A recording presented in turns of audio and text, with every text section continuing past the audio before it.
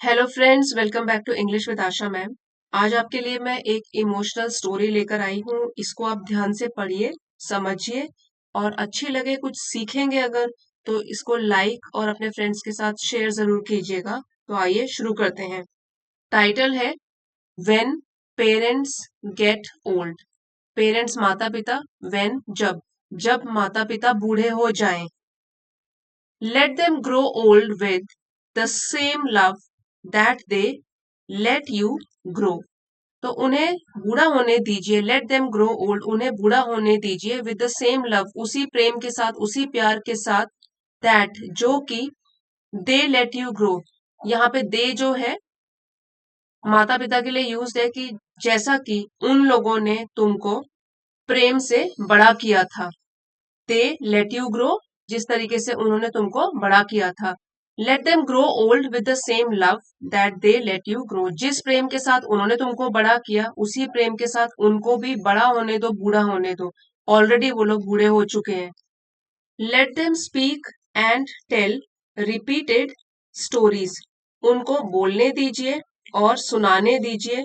Repeated मतलब जो दोहराई हुई हो, पहले भी आपने सुनी हुई हो, तो रिपीटेड मतलब दोहराई हुई कहानियां, या बोल सकते हो आप वही पुरानी कहानियां। विद द सेम पेशेंस, उसी धैर्य के साथ, पेशेंस होता है धैर्य, उसी पेशेंस के साथ, धैर्य के साथ, एंड इंटरेस्ट, उसी रुचि के साथ, दैट दे हर्ड, जैसा कि उन्होंने सुनी थी, योर्स, आपकी कहानियां, एज अ चाइल्ड, जब आप बच्चे थे। हर्ड यहाँ पे सेकेंड फॉर्म ऑफ वर्ब है, हियर का हर्ड। उन्हें बोलने दें और वही पुरानी कहानियां भी सुनाने दें, उसी धैर्य और रुचि के साथ, इंटरेस्ट के साथ, जैसे कि उन्होंने आपकी कहानियां सुनी थी जब आप बच्चे थे। तो आप भी तो कहानियां दोहराते होंगे और वो धैर्य के साथ आपकी कहानियां सुनते होंगे। तो आप भी ऐसा करो, रिटर्न में उनको दोहराने दो वही पुरानी कहानियां जो आपने काफी टाइम भी सुन ली हो। Let them overcome like so many times when they let you win. तो उन्हें भी, ओवरकम का मतलब होता है कि जीतना या नियंत्रण कर लेना, पराजित कर लेना, हरा देना, ठीक है। कंट्रोल और डिफीट समथिंग और समबडी, तो उन्हें भी जीतने दीजिए लाइक सो मेनी टाइम्स, जैसे कि कितनी बार या कई बार, when they let you win, जब उन्होंने आपको जीतने दिया। तो बचपन में आपको याद होगा कि झूठा झूठा जब पेरेंट्स हार जाते हैं हमसे, ये दिखाने के लिए कि बच्चा बहुत स्ट्रांग है, वो जीत गया, तो इस तरीके से उनको भी जीतने दीजिए, जैसा कि उन्होंने भी आपको कई बार बचपन में जीतने दिया। अभी आप युवा हैं और आप उनसे बहुत ही स्ट्रांग हैं, तो अपनी स्ट्रेंथ अपने ही पेरेंट्स पर मत आजमाओ, मेंटल स्ट्रेंथ, उनको भी जीतने दो, जैसे बचपन में उन्होंने बिना जताए हुए आप लोगों को जीतने दिया।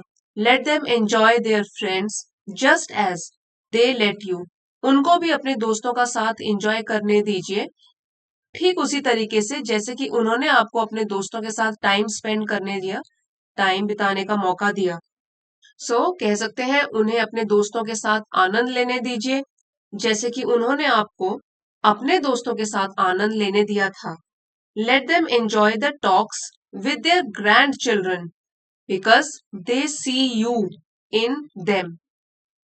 Grandchildren होता है पोते पोती नाती, ठीक है। तो उनको भी अपने नाती पोतों के साथ, पोते पोतियों के साथ इंजॉय, मजे लेने दीजिए, आनंद लेने दीजिए बातों का, कि उन्हें बातें करने दीजिए, क्योंकि वो लोग उनमें, अपने ग्रैंड चिल्ड्रन में आप लोगों की झलक ही देखते हैं। इसलिए जब वो अपने ग्रैंड चिल्ड्रन के साथ बातें करते हैं तो उन्हें टोकिए मत, इंजॉय करने दीजिए, बातें करने दीजिए, कुछ अच्छी सीख ही दे रहे हैं, कुछ अच्छा ही सिखा रहे हैं उनको। Late them enjoy living among the objects that have accompanied them for a long time. accompany मतलब साथ देना, ठीक है। तो यहाँ पे बोलना चाहते हैं कि लेट देम एंजॉय, उन्हें आनंद लेने दीजिए, लिविंग अमंग द ऑब्जेक्ट्स, उन चीजों के बीच में, ठीक है। ऑब्जेक्ट्स मतलब चीजें, उन चीजों के बीच में, दैट हैव accompanied them, जिन चीजों ने उनका साथ दिया है, फॉर अ लॉन्ग टाइम, लंबे समय से। लंबे समय से कई चीजें हो सकती है, जैसे कि हो सकता है वो कोई सोफा सेट है, वो पुराना हो गया लेकिन वो चाहते हैं कि वो ही रहे घर में, उनको उससे खुशी मिलती है। कोई भी फोटो हो सकती है, कोई भी चीज हो सकती है, ऑब्जेक्ट, तो उनको एंजॉय, अगर उनको खुशी मिलती है तो उनको आनंद लेने दीजिए, उन चीजों के बीच में बैठने का, आनंद लेने का, जिन चीजों ने उनका साथ दिया है बहुत लंबे टाइम से। Because they suffer when they feel that you tear pieces of this life away, क्योंकि उनको बहुत परेशानी होती है, सफर मतलब वो बहुत ही दुख महसूस करते हैं, पीड़ा महसूस करते हैं, when they feel that, जब उनको महसूस होता है कि आप उनके जीवन के उन टुकड़ों को उनसे दूर कर रहे हैं या उनको फाड़ रहे हैं, टुकड़े टुकड़े कर रहे हैं। तो अपने माता पिता को उन चीजों के बीच रहने का आनंद लेने दीजिए, जिन चीजों ने उन्हें बहुत लंबे समय तक जिन्होंने उनका साथ दिया है, क्योंकि जब आप उनके जीवन के इन टुकड़ों को उनसे अलग करते हो तो उनको बहुत पीड़ा होती है, बहुत दुख का अनुभव होता है। तो अगर वो कहते हैं कि इस चीज को फेंको मत, इसको यहाँ से दूर मत करो, मेरे कमरे से मत ले जाओ, तो रहने दो उनके रूम में, उनके पास रहने दो उन चीजों को, उनको खुशी मिलती है उन चीजों से। Let them be wrong like so many times you have been wrong, तो उन्हें भी गलत होने दीजिए। कुछ अगर गलती होती भी है जो कि बहुत कम होगी तो कोई बात नहीं, उन्हें गलत होने दीजिए। Like so many times you have been wrong, तो आप भी तो पुराने टाइम में हो सकता है आपने भी काफी गलतियां की हो। यहाँ तो लिखा गया like so many times you have been wrong, जैसे कि कितनी ही बार आपने गलतियां की है। And they did not embarrass you, और उन्होंने आपको शर्मिंदा नहीं किया। एम्बेरस मीन्स शर्मिंदा करना। उन्होंने तो आपको शर्मिंदा नहीं किया बाय करेक्टिंग यू, आपको सही करके, तो आपके ही सामने आपको सही करके उन्होंने शर्मिंदा नहीं किया, या आपको आपके दोस्तों के सामने ठीक करके, करेक्ट करके कि ये तो आप गलत बोल रहे हो, इस तरीके से शर्मिंदा नहीं किया। ठीक है, तो उस तरीके से अगर उनसे भी कभी गलती होती है तो ठीक है, ह्यूमन बींग्स है, उनसे गलती हो गई तो करने दीजिए, क्योंकि कोई भी भगवान तो है नहीं कि जिससे गलती ना हो। इसलिए टोकिए मत बार बार उनको अगर कोई चीज गलत करते हैं। लेट देम लिव, उन्हें जीने दीजिए। And try to make them happy during the last stretch of the path they have left to go, तो उनको जीने दीजिए और try to make them happy, उन्हें खुश रखिए, खुश होने का मौका दो। ड्यूरिंग द लास्ट स्ट्रेच, ये होता है अंतिम पड़ाव, अंतिम रास्ता जो रह गया है, अंतिम last stretch of the path मतलब रास्ता जो कि आखिरी पड़ाव उनका रह गया है। They have left to go, तो जीवन की जो उनकी अंतिम राह रह गई है उसमें उनको खुश रखो। गिव देम योर हैंड, अपना हाथ दीजिए उनको, उनकी मदद कीजिए, उनका सहारा बनिए।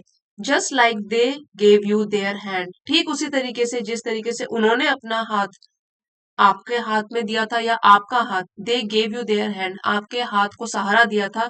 When you started your path, जब आपने अपनी जिंदगी की शुरुआत करी थी, तो आपके रास्ते की शुरुआत में जिस तरीके से उन्होंने आपका साथ निभाया था, वो आपका सहारा बने थे, उस तरीके से उनका तो ये अंतिम पड़ाव है। जीवन की, लाइफ की जो जर्नी है, लाइफ की जो यात्रा है, उनका अंतिम पड़ाव है, उसमें उनको खुश रखिए और जीने दीजिए जिस तरीके से चाहते हैं। बिकॉज इन द एंड, क्योंकि अंत में क्या होता है, it is not the years that count, सिर्फ जो साल होते हैं वो मायने नहीं रखते। काउंट मतलब मायने नहीं रखते। तो अंत में क्या होता है कि कितने साल वो जिए, कितने साल आप जिए, ये मायने नहीं रखते। But the moments of love and care shared along the way, लेकिन वो पल प्यार के और देखभाल के जो कि आप लोगों ने एक दूसरे के साथ बांटे, अलोंग द वे, रास्ते में चलते हुए, जीवन की राह में चलते हुए, जो आपने प्यार और देखभाल एक दूसरे के प्रति, वो वाले जो पल आपने एक दूसरे के साथ बांटे हैं वो मायने रखते हैं। ये नहीं कि कौन कितने साल जिया, क्या जितने साल जो जिया है वो खुशी से जिया है, उसमें क्या संतुष्टि मिली है, ये मायने रखता है। ठीक है, so because in the end it is not the years that count, अंत में कितने साल कोई जिया ये तो मायने नहीं रखता है, लेकिन वो चीज मायने रखती है कि कितना प्यार मिला उनको, कितनी देखभाल मिली इस जीवन की यात्रा में। Just as they once shared with you, ठीक उसी तरीके से जैसे उन्होंने कभी आपके साथ यही प्यार और देखभाल के पल बिताए थे, क्योंकि माता पिता तो अनकंडीशनल, बिना किसी शर्त के प्यार देते ही रहते हैं। और जैसे आप अपने पेरेंट्स के बारे में सोचिए, आपको सिर्फ प्यार ही प्यार मिला है, तो उसी तरीके से आपको वो लौटाना है, क्योंकि लास्ट में क्या है, कितने साल आपके माता पिता जिए, कितने साल हम लोग जिए, ये तो मायने नहीं रखते। सिर्फ कितना टाइम हमने एक दूसरे के साथ बिताया और कितना एक दूसरे का सहारा बने, वो मायने रखता है। इसलिए जब माता पिता बूढ़े हो जाएं, तो हमारी रिस्पॉन्सिबिलिटी है कि उनका सहारा बनना है हमें। सो फ्रेंड्स, ये तो हमने अभी कहानी पढ़ी है, पोएम पढ़ी है। अब हम वर्ड मीनिंग्स एक बार रिवाइज कर लेते हैं। पेशेंस नाउन है, मीन्स धैर्य। इंटरेस्ट, ये भी नाउन है, रुचि। ओवरकम, ये वर्ब है कि पार करना या जीतना। एम्बैरस, वर्ब है शर्मिंदा करना। करेक्ट, वर्ब है सुधारना, सुधार लाना। फाइनल, अंतिम, ये एडजेक्टिव है। स्ट्रेच, नाउन है, हिस्सा या चरण। एंजॉय, वर्ब है आनंद लेना, खुशी प्राप्त करना। एकम्पनीड, ये भी वर्ब का पास्ट पार्टिसिपल है, साथ रहा, कितना किसका साथ रहा। टीयर, वर्ब है फाड़ना। ट्वाइलाइट, जीवन का अंतिम चरण। काउंट, मायने रखना। और शेयर्ड, ये भी वर्ब का पास्ट पार्टिसिपल है, थर्ड फॉर्म है, साझा करना, बांटना। यहाँ जो ट्वाइलाइट है वो है लास्ट स्ट्रेच ऑफ लाइफ, इसको हम ट्वाइलाइट ईयर्स भी कह सकते हैं, लास्ट स्ट्रेच ऑफ लाइफ। ठीक है, जब हमने बात की थी लास्ट स्ट्रेच ऑफ लाइफ, जीवन का अंतिम चरण, उसको हम ट्वाइलाइट ईयर्स भी बोल सकते हैं पेरेंट्स के लिए। सो आई होप फ्रेंड्स, आज की स्टोरी आपको पसंद आई होगी और जरूर हेल्पफुल भी रही होगी। और अगर वीडियो पसंद आया है तो लाइक, शेयर और सब्सक्राइब जरूर कीजिएगा। Thank you for watching. अगले वीडियो में मिलते हैं।